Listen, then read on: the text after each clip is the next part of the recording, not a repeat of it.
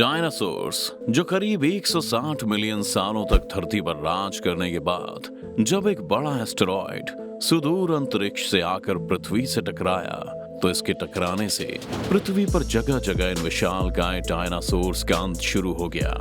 लेकिन जहां इन बड़े डायनासोर्स का अंत इनके बड़े और विशालकाय शरीर के कारण हुआ, वहीं किसी दूसरे जीवों के लिए ये प्रलय काफी फायदेमंद साबित हुआ। जी हाँ, और वो जीव थे मैमल्स। जब डायनासोर अपनी ताकत के दम पर एनिमल किंगडम को दबा कर रखते थे, तब ये जीव भी उसी जंगल का हिस्सा हुआ करते थे। लेकिन इनका अस्तित्व डायनासोर जैसे जीव के आगे कुछ भी नहीं था। लेकिन वो कहते हैं ना कि समय का पहिया जब घूमता है तो अच्छे अच्छों को घुटने टेकने पड़ जाते हैं। ठीक वैसे ही समय की मार इन डायनासोर्स पर ऐसी पड़ी कि इनका अस्तित्व पूरी तरह इस धरती से मिट गया और आने वाला भविष्य इन मैमल्स के नाम लिखा जा चुका था। दोस्तों, जैसा कि पार्ट 1 में हमने विस्तार से जाना कि इन डायनासोर्स का अंत कैसे हुआ, लेकिन अब हम पार्ट 2 में जानेंगे कि इनके खत्म होने के बाद बाकी बची 10% आबादी को किस दौर से गुजरना पड़ा और इंसानों का जन्म कैसे हुआ। तो दोस्तों, इस वीडियो को शुरू करें उससे पहले अगर आप इस चैनल पर नए आए हैं तो इसे सब्सक्राइब जरूर करें। चलिए शुरू करते हैं। दोस्तों, जब एक बड़ा एस्टेरॉयड हमारी धरती से टकराया तो उससे उत्पन्न हुई गर्मी और धूल के बादल ने इस पृथ्वी के वातावरण को पूरी तरह से ढक लिया। अब धरती पर सूरज की रोशनी भी नहीं पहुंच पा रही थी, लेकिन सतह पर मौजूद हीट की वजह से कई सारे जानवर मारे जा चुके थे। कई सालों तक जब ये सिलसिला जारी रहा तो पेड़ पौधे पूरे तरीके से नष्ट हो गए। अब पृथ्वी का बनाया इकोसिस्टम पूरी तरह से हिल गया। लेकिन समय के साथ साथ सूरज की रोशनी ना मिलने के कारण धीरे धीरे पृथ्वी ठंडी होती चली गई। पर अफसोस तो इस बात का था कि अब तक इन विशालकाय डायनासोर्स की आबादी इस धरती पर पूरी तरह से खत्म हो चुकी थी। लेकिन महाप्रलय के थम जाने के बाद धूल के बादलों ने छटना शुरू किया और धरती पर एक बार फिर से वातावरण सामान्य होने लगा। लेकिन इस महाविनाश से पहले जहां इन मैमल्स की आबादी करीब 10% के आसपास थी, वहीं इसके गुजरने के बाद ये केवल 5% तक ही बच पाए। लेकिन धरती पर डायनासोर के अंत के बाद अब बारी आ चुकी थी मैमल्स की पूरी दुनिया पर राज करने की।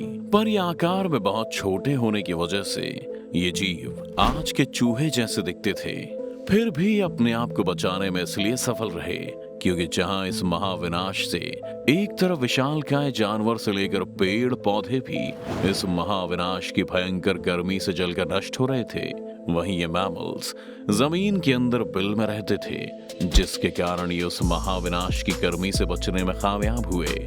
वहीं अपनी भूख मिटाने के लिए इन्होंने भोजन के रूप में जो मिला वही खाना शुरू कर दिया। लेकिन कुछ समय बाद ही एरप्टिव रेडिएशन के चलते ये मैमल्स इवॉल्व होने शुरू हो गए और इनमें से कई नई प्रजातियों ने जन्म लेना शुरू किया। इस प्रक्रिया में लगभग 5.5 करोड़ साल पहले बंदर जैसी प्रजातियों ने जन्म लिया। लेकिन शुरुआती बंदरों की शारीरिक बनावट आज से काफी अलग थी। उनके मुंह पर आंखें आगे की तरफ थीं और शरीर छोटा था। लेकिन इनकी शारीरिक बनावट ज्यादा समय तक एक जैसी नहीं रहने वाली थी। फिर इयोसीन इपोर्ट के टाइम पीरियड में प्राइमेट्स के सर में एक अहम एवोल्यूशन हुआ, जिसकी वजह से इनके स्पाइनल कॉर्ड में बदलाव आया। इसके साथ ही 4 पैरों के बजाय 2 पैरों पर खड़ा होना सीख गए। प्राइमेट्स के अलावा एवोल्यूशन का सिलसिला धरती पर मौजूद पेड़ पौधों के साथ साथ वातावरण में भी हो रहा था, जिसके कारण वो पूरी तरह से नॉर्मल फॉर्म में आ चुका था। यानी अब धरती का तापमान भी 24 डिग्री सेल्सियस तक पहुंच चुका था। करीब 4.5 करोड़ साल पहले बदलाव के चलते ही हमारे दिन 24 घंटे के हो गए। इसके साथ ही हमारी धरती की टेक्टोनिक प्लेट्स में हलचल हुई। अब तक हमारे सभी द्वीप अपनी अपनी स्थिति पर थे। केवल एक और नई संरचना बाकी थी, जिसके तहत 2 बड़े महाद्वीप अपनी जगह से खिसक कर एक दूसरे के करीब आ गए। ये वही द्वीप थे जिन्हें हम आज भारत के नाम से जानते हैं। भारत ने अफ्रीका से अलग होकर एशिया तक पहुंचने में कई लाखों करोड़ों साल लगाए। जब 2 टेक्टोनिक प्लेट्स खिसक कर आपस में टकराई तो उससे हिमालय जैसे बड़े पर्वत का निर्माण हुआ। इस निर्माण में कई ऐसी पर्वत श्रृंखला विकसित हुई जिसके चलते उत्तर में भारत की भौगोलिक स्थिति बदल गई और दो बड़े महाद्वीपों के टकराव से दुनिया की सबसे ऊंची चोटी माउंट एवरेस्ट का निर्माण हुआ। और इस निर्माण के साथ यह तय हो गया कि आने वाले भविष्य में कई नदियों का निर्माण होने वाला है, जिस पूरे द्वीप को काफी हद तक बदलने वाला था। खैर, जहां एक तरफ धरती के हर एक द्वीपों का विकास शुरू हो चुका था, वहीं दूसरी तरफ एवोल्यूशन की होड़ में जानवर भी अपने आप को काफी हद तक बदल रहे थे।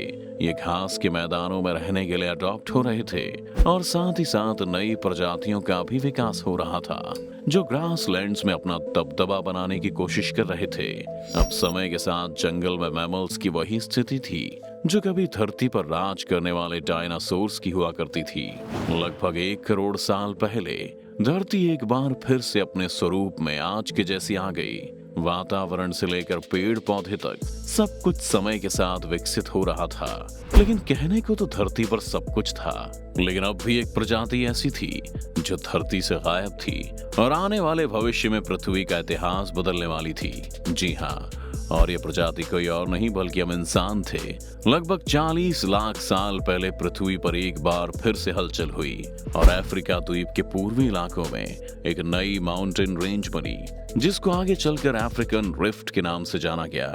वहीं इस पर्वत श्रृंखला के निर्माण से केवल भौगोलिक स्थिति में बदलाव नहीं आया, बल्कि मौसमी हवाएं भी बदल गईं। लेकिन वहां के जंगल में हवा का प्रवाह कम हो गया, जिससे मौसमी हवा वहां नहीं पहुंच पाई और नमी की कमी से जंगलों ने फिर सूखना शुरू कर दिया और बारिश न होने की वजह से अफ्रीका का यह क्षेत्र काफी सूख गया। लेकिन यहाँ पर रहने वाले जानवरों ने भी हार नहीं मानी। वहीं अफ्रीका के इसी क्षेत्र में रहते थे पियोरोलापिथेकक, जो आगे चलकर हमारे पूर्वज कहलाए। पेड़ पर रहने वाले ये बंदर एक डाली से दूसरी डाली पर जाने के लिए आगे के हाथों का सहारा लेते थे और कभी कभी पेड़ों पर 2 पैरों से खड़े भी हो जाते थे। हालांकि अभी तक जमीन पर नहीं चल पाते थे, लेकिन इनमें खड़े होने की क्षमता पहले से ही विकसित हो चुकी थी, जिससे यही पता चलता है कि पैरों पर चलना इंसानों के नहीं बल्कि एप्स की खोज थी। फर्क सिर्फ इतना था कि वो पेड़ों पर रहते थे, लेकिन जलवायु परिवर्तन के चलते जल्द ही ये जमीन पर उतरने वाले थे, जिनमें से कई प्रजातियां चिंपैंजी के रूप में विकसित हुई तो कुछ इंसान बनने के लिए विकसित हुए। लेकिन इनकी आने वाली पीढ़ियों ने अपने विस्तार के लिए पेड़ों से उतरकर जमीन का रुख अपना लिया और आर्डिपिथेकस रैमिडस ही वो पहले एप्स थे जो भोजन और नए घर की तलाश में पेड़ों से उतरकर जमीन पर आए थे। लाखों सालों के इस एवोल्यूशन में एप्स धीरे धीरे अफ्रीका के हर क्षेत्र में फैल गए, लेकिन अभी भी इनके हाथ काफी लंबे हुआ करते थे।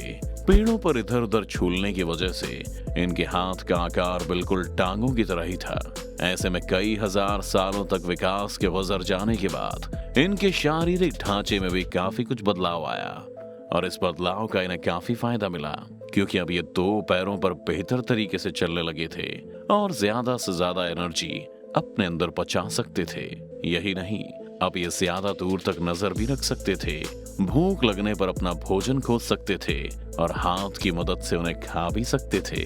समय के साथ साथ विकास की प्रक्रिया धीरे धीरे चलती रही, जिससे एप्स के शारीरिक ढांचे के साथ उनकी खोपड़ी की बनावट में भी बदलाव होता गया, जिससे जो इनका सर आकार में छोटा था अब वो बढ़ता गया।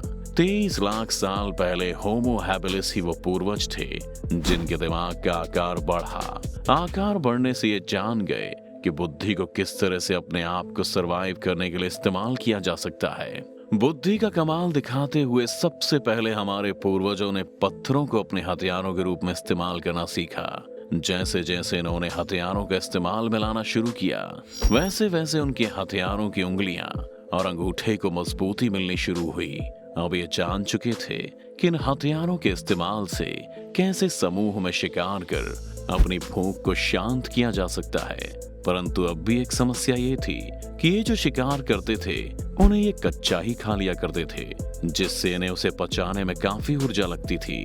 लेकिन एक समय ऐसा आया जब इन्होंने देखा कि 2 पत्थर एक दूसरे से टकराते हैं तो उनसे चिंगारी जैसा कुछ निकलता है, जिसे इन्होंने अनदेखा ना करते हुए इसे बार बार किया और ऐसे हुई आग की खोज, जिसने मानव जाति के भविष्य को बदल कर ही रख दिया। अब ये समूह में शिकार करते और उस शिकार को भून कर खाते, जिससे इनका स्वाद भी बढ़ जाता और आराम से भुना हुआ गोश्त आसानी से पच भी जाता। इसीलिए इनके खाने पचाने वाली ऊर्जा में कम खर्च होने से बाकी बची ऊर्जा को ये अपनी बुद्धि के विकास के लिए इस्तेमाल करने लगे। साथ ही आग का इस्तेमाल कड़ाके की ठंड से बचने, खूंखार जंगली जानवरों से बचने और रात में उजाले के लिए इसका उपयोग करते, जिसकी वजह से इनकी आने वाली पीढ़ियां इनसे तेज दिमाग के साथ पैदा हुई। करीब आज से 2 लाख साल पहले इंसान अपने आज के रूप में विकसित हो गए और एक बड़े दिमाग के साथ उनकी आवाज की नली भी अलग ढांचे में विकसित हो गई, जिसकी वजह से वो अलग अलग तरह की आवाजें निकाल सकते थे और अपने लोगों के साथ संचार कर सकते थे। एक बार आवाज विकसित करने के बाद अब इंसान अपनी बात को दूसरे तक आसानी से पहुंचा लिया करते थे और ऐसे ही सामाजिक ढांचे में इन्होंने रहना सीखा। हालांकि हम अपने आज के रूप में आ चुके थे, लेकिन कई आविष्कार अभी बाकी थे। कहने को तो आज भले ही मनुष्य इतनी एडवांस स्टेट में है, लेकिन मनुष्य आज भी बदल रहा है और उसका एवोल्यूशन जारी है। और अब इस एवोल्यूशन की प्रक्रिया को अगर मैं डिटेल में बताने लगा तो ये वीडियो काफी लंबी हो जाएगी। अगर आप कहेंगे तो इसका पार्ट 3 जरूर बनाऊंगा। तो दोस्तों, आज की वीडियो में बस इतना ही। हम उम्मीद करते हैं कि वीडियो आपको काफी अच्छा लगा होगा और इसे लाइक करके आप हमारे चैनल को सब्सक्राइब करें और अपने दोस्तों के साथ शेयर भी करें। मेरा नाम गगन है। जय हिंद।